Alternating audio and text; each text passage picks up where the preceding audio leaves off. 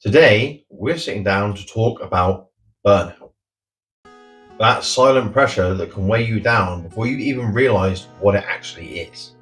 In this video, we're going to unpack how we miss it or choose not to see it coming, how the cause of it can be closer to home than a lot of people realize sometimes, and how you can turn that crushing emotional and mental weight into sustained personal growth.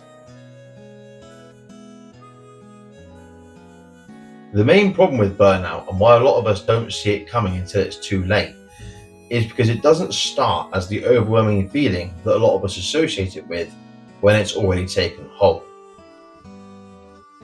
It could start by just laughing a bit less. It could be that you're snapping a bit more, you've got a bit of a shorter fuse.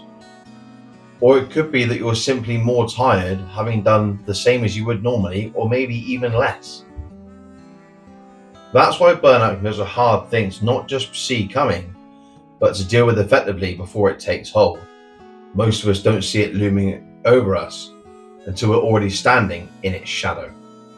That's why for so many of us, burnout is so hard to spot in the early game.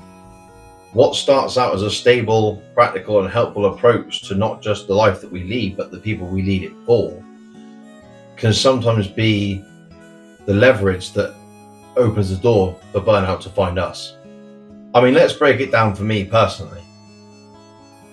I don't just make content, I'm building an entire brand. And I'm doing that to give my family a better life. But while I'm doing that, I'm also looking after my 3 kids. And I'm doing the school runs. I'm doing stuff around the house. And I'm helping out other members of my family.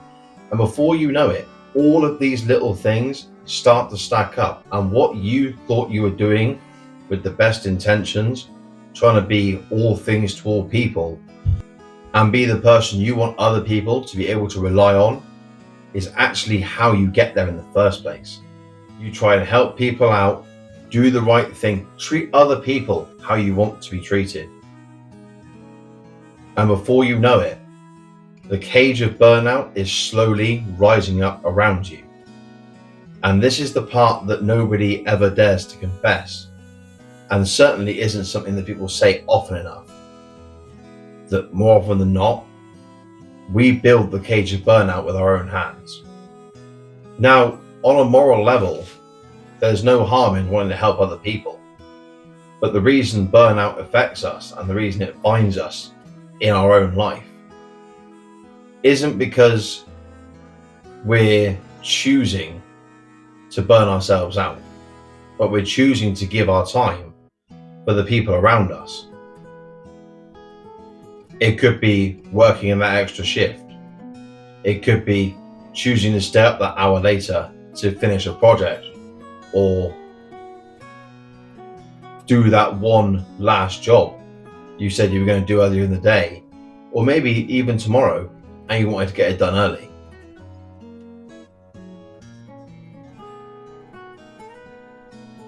And before you know it, piece by piece, you've built the cage that's now trapping you where you are. And if that feels like you feel like you've built your own cage, don't feel bad about it. Don't judge yourself for it.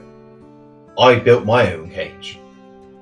It's an easy trap to fall into, because you think to yourself, well, I don't need to do this for me just yet. I'll do that in a minute. I'll finish what I'm doing, and then when I've done whatever it is, I'll sit down and have time for myself then.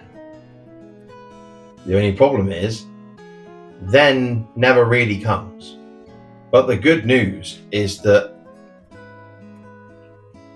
just as you built that cage, bar by bar, piece by piece, you can take it down again in exactly the same way. Now, I didn't look this up. This isn't from a textbook anywhere. This is something I saw about YouTube growth and reanimated it into a way to help me deal with burnout. There's a running ideology in video creation that says if you can improve one part of your process every week or every upload, you're slowly getting to where you want to be And that's very true of learning to deal with and manage burnout. If you look at what's going on in your life, sometimes just looking at the end goal of what you want to feel like seems really hard to get to. It can almost feel like trying to climb a mountain covered in snow, wearing flip-flops.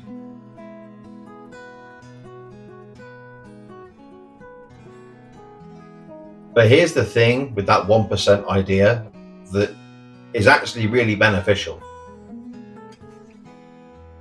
Instead of looking at the end goal and saying, this is where I want to get to, this is the step I have to take, instead of treating it as one step, treat it as lots of micro increments to help you get there. Myself and my son, we actually live this method right now, all right? And it helps both of us to be doing it in tandem with each other, because if one of us slips, even if it's me, my 11-year-old will still come to me and say, as long as he's doing 1%, it's still a win. And that is the mindset shift that's helping me to not just deal with burnout or accept it or live with it, but move past it and grow from that experience. So if one thing you want to achieve to help you with burnout is, let's say, for instance, having 5 minutes to yourself on your lunch break at work, or being able to sit and have a hot drink while it's still hot. If you channel the 1% idea into your own life, not only can you fit it around what you do and how you operate, but you can see the end result of that over time.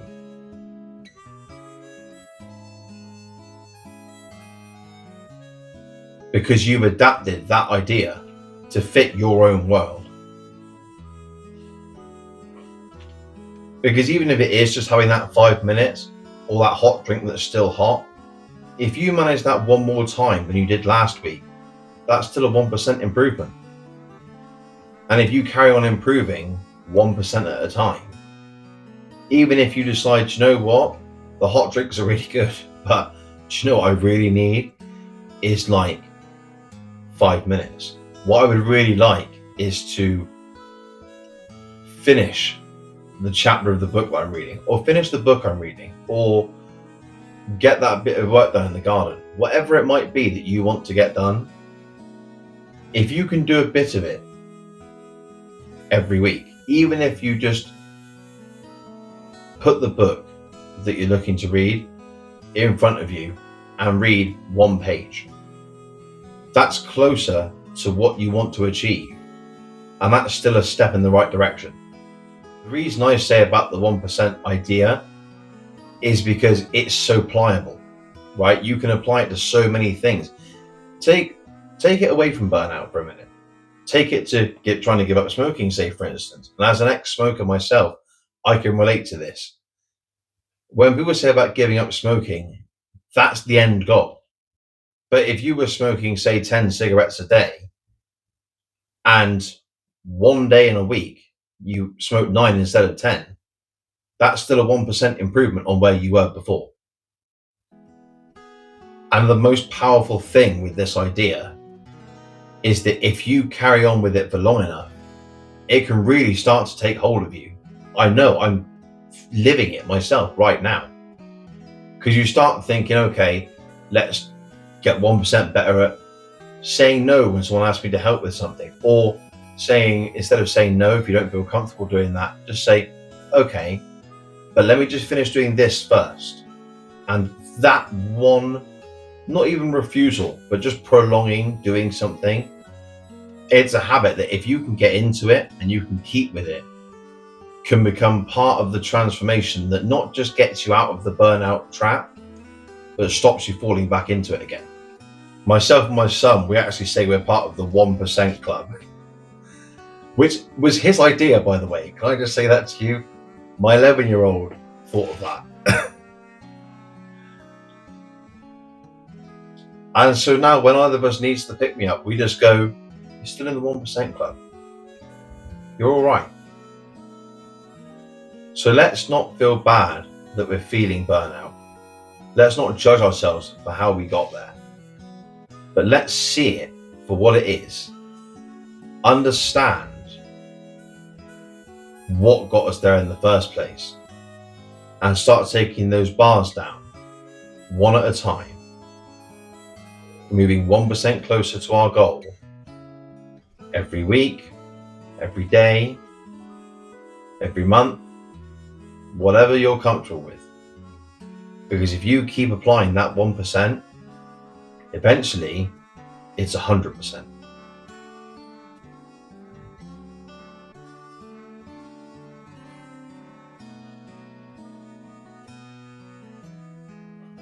Now, if what we've talked about today has resonated with you, but you're hesitant to start, or you put it off for any number of really important reasons, that feeling or that reason to procrastinate helping yourself can be a really paralytic hurdle to jump over.